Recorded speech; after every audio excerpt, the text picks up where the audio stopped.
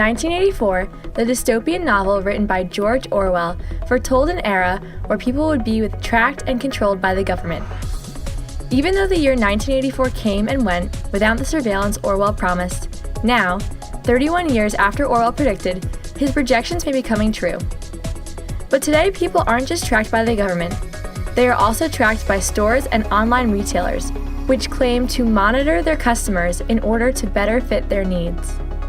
One of these methods of monitoring is through collecting credit card information.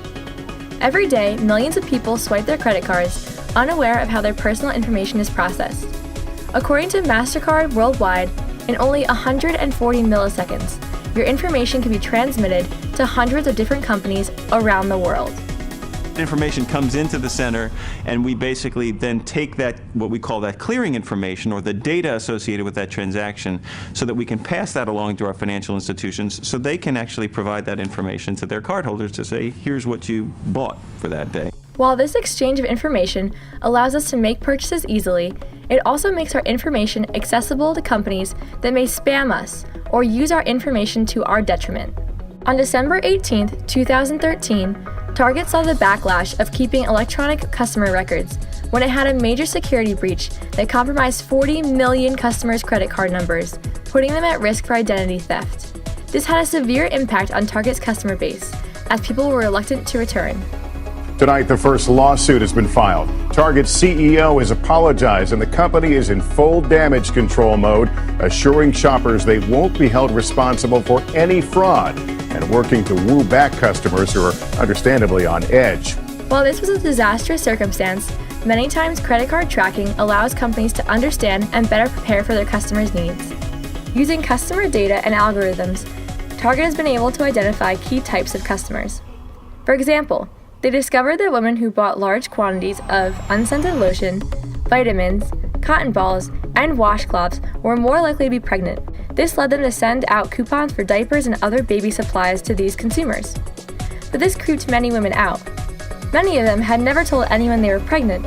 When they saw a Target catalog congratulating them on their baby, they were more offended than appreciative. According to an article in Forbes magazine, what Target discovered very quickly is that it creeped people out that the company knew about their pregnancies in advance.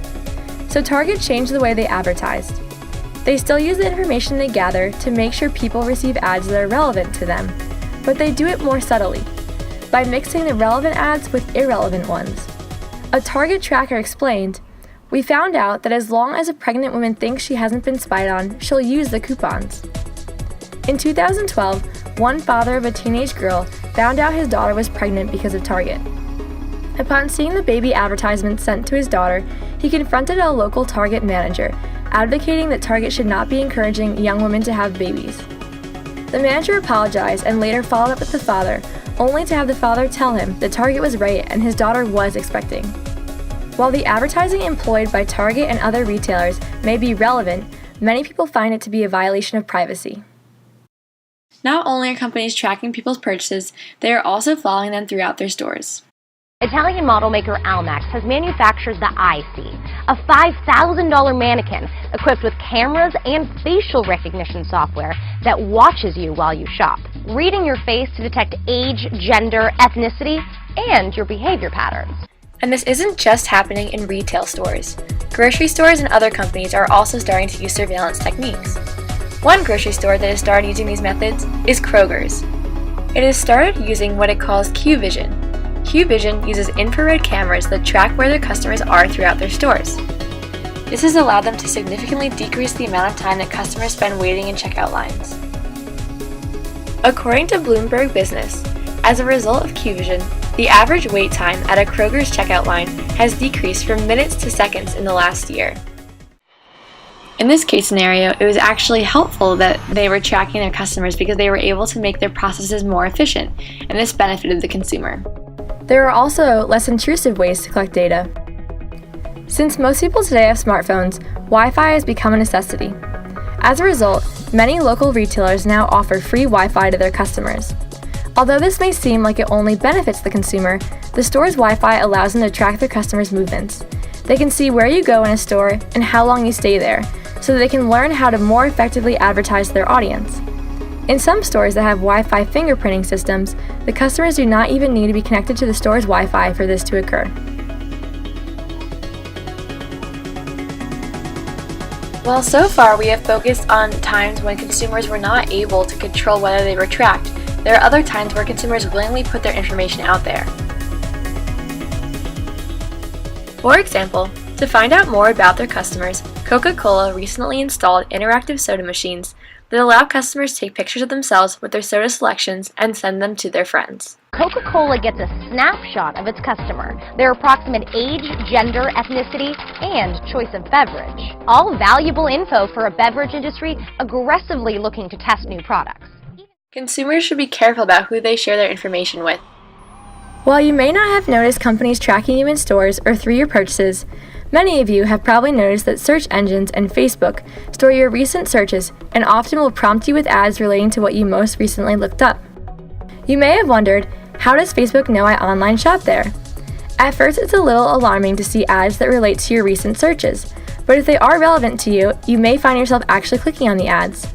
These ads can be beneficial in connecting consumers with what they are looking for. Currently, there are no laws against any of the methods we described in this video, meaning that everything is legal.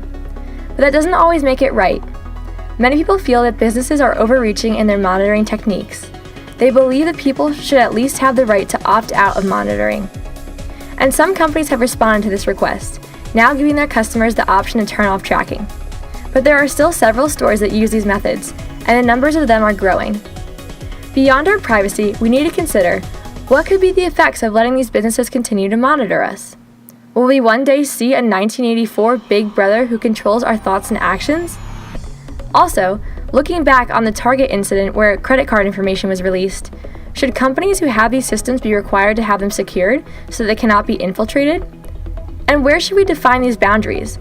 What can companies use the information they collected for? Currently, this issue is not in stasis. One side is arguing that their privacy has been violated, while the other contends that this information is an important way for companies to improve their customers' experiences. As a society, we must decide what rights companies have to use private citizens' information.